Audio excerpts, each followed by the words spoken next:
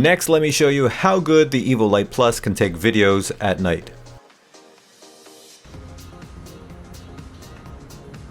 Start recording.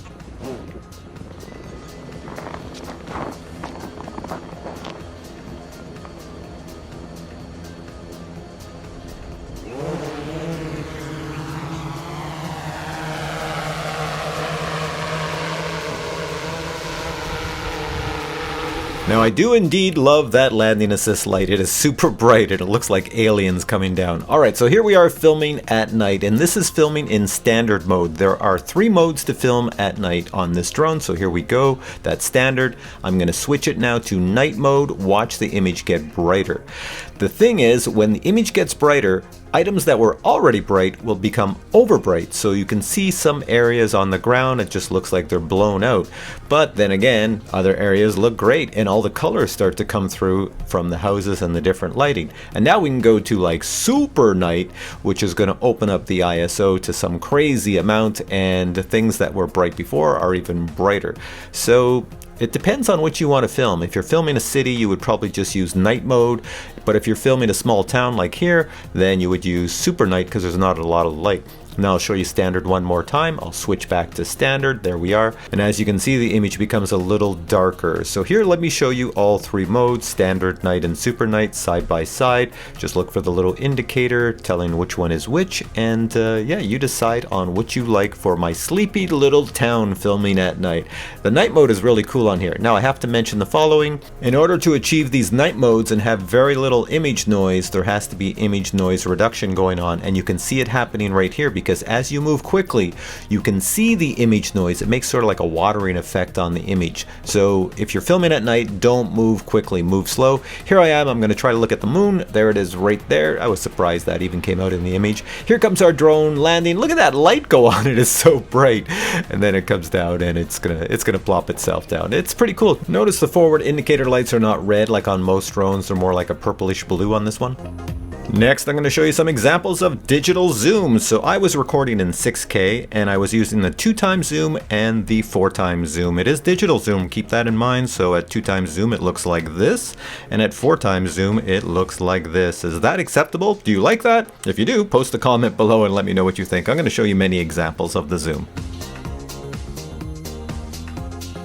Next, we have the fella that could not get the gas auger started, so I'm going to zoom in 2 times and check it out. He's using a manual auger now. And at 4x zoom, you'll see that we'll get in a little bit closer. The image is not bad, but I don't know. What do you think? Is this something you would use?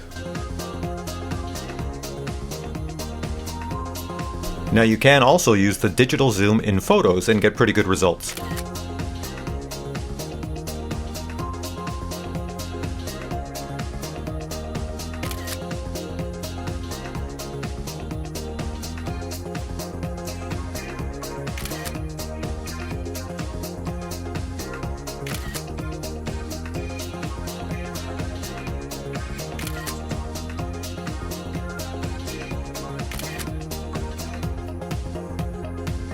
Now I just wanted to show you the following because it is pretty amazing. These are all the ice huts on the frozen river. Look at how far they stretch from left to right. They go out, if you go to the farthest one, it's at least 1,000 meters, 1 kilometer, way out there on the ice.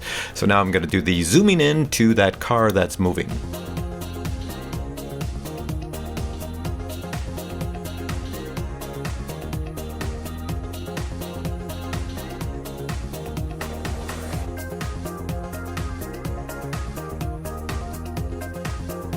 All right, I'm going to put this in 4K. Let's go down to 4K here. And then we'll go 4K 60. No, we're going to go 4K 30. And we're going to do the zoom control. I'll put the video record on. And let's zoom in. I'm suspecting that since we're using less of the sensor for 4K, we should get a better zoom at the different levels. So let's go 2x zoom. Click on that. Let's go 4x zoom, see if that looks good. There's 4x zoom. How does that look? That's the max I would do in any of these zoom controls, but how does that look? Let's just bring it over. So there's 4x. Walking around, and 4x zoom, and let's go back to 1x zoom. There we go. So, how did that look in 4K? Next, let me show you the 3 speed modes on the EVO Lite Plus. All right, speed test. This little button controls the speed. That's how I have mine set up. And full blast, this is smooth speed. On the display, it should show you what the speeds are. There we go, there she goes. Full blast and smooth.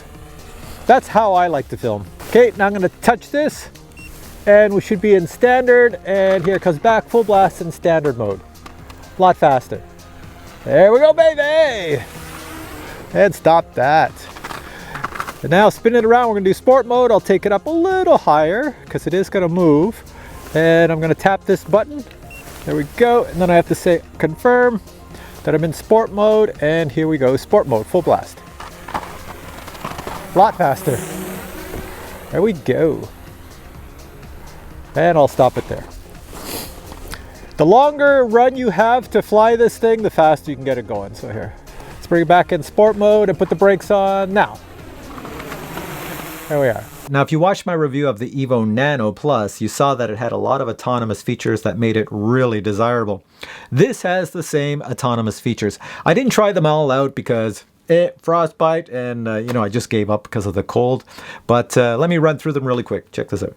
The first feature to show you is quick shots. Quick shots is really simple. You have 4 quick shots. You can see them on the right: flick, fadeaway, rocket, and orbit. I showed them all in my Nano Plus review. All you do is pick the one you want, then select any object that you see on your screen. It does not have to be a car, it does not have to be a person, it can be anything, and then hit go and the drone will do the shot for you, and you do not touch the joysticks.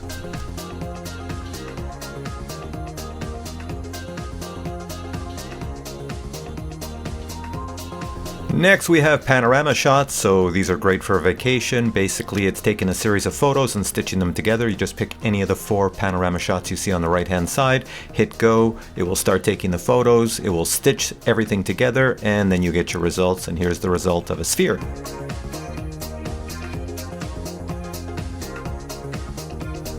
Next we have portrait blur, which is a way of taking a picture of yourself or a group of people. Basically the drone will fly back a certain distance from any object you select, which is you tap on yourself to select yourself or a group of people, and then what it's supposed to do is take a photo and blur out the background so that only the subjects are in focus and the background is out of focus. Currently this feature is not available and is coming in a future update.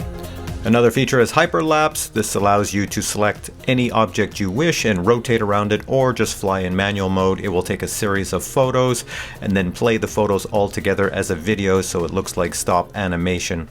Alright, next item I want to show you is the box. So this is the box, and you get an awful lot in it. This is the premium bundle, the most expensive on the Plus version. So let me show you right now what comes in the box. Check this out.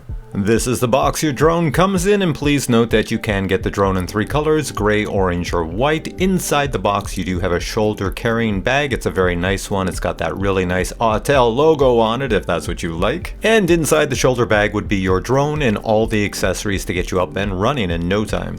Items in the bag include your drone, which weighs 862 grams. The premium bundle comes with 3 batteries, a charge tray, and the power supply. You also get the super nice controller, a USB-C cable for charging it, as well as every cable imaginable to connect to any cell phone on the planet or tablet. You also receive enough spare props to feed all the starving children in the world.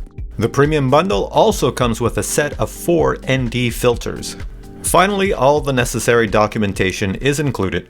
Alright, this is the part of the video where I'm going to give you my final thoughts on this baby. Now, unfortunately, at the time of this review, it is incomplete. All the features are not there. So what's missing, you're asking? Missing that dynamic track.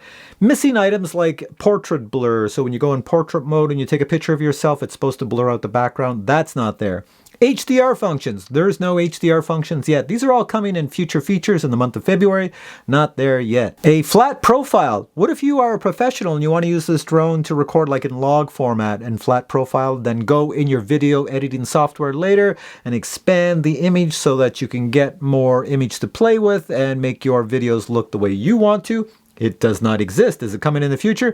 Alright, here's a quick update. I asked Autel about future firmware updates and new features coming, and this is what they sent me. So if you're watching this video in the month of January, you should see these features and updates in the month of February. If you're watching this in the month of March, all of these features and updates should be in all of the Autel drones.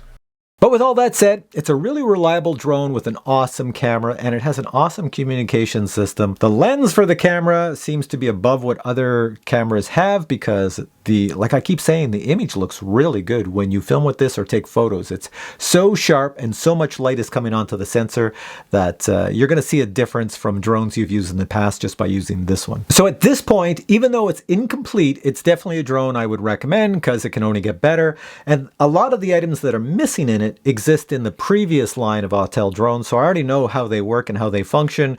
And when they put them in here, then everything should be the same. I will mention as well, Autel has already mentioned, there will be no waypoints in this drone. You know, like mission planning, which is really cool in the Autel EVO 2 Pro and Autel EVO 2 8K.